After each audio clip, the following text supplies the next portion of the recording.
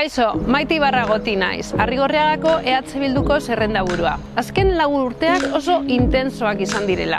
Lan asko egin dugu eta hasierako ilusio berdinarekin jarraitzen dut eskuartean ditugun erronka guztiei aurre egiteko.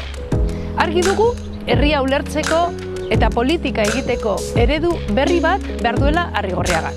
Eta hau da guk lantzen duguna. Azken urte hauetan, Arrigorriagarentzat estrategikoak diren hainbat proiektu garatu ditugu. Lamiaena emakumearen etxea, auzoetan garatzen ari garen planak, gizarte ekintzan eta hezkuntza komunitatearekin jorratutako proiektuak. Gehi, etorkizuneko Arrigorriaga marraztuko duten beste hainbat lehentasun. Esate baterako, osasun zentro berria eta kiroldegia.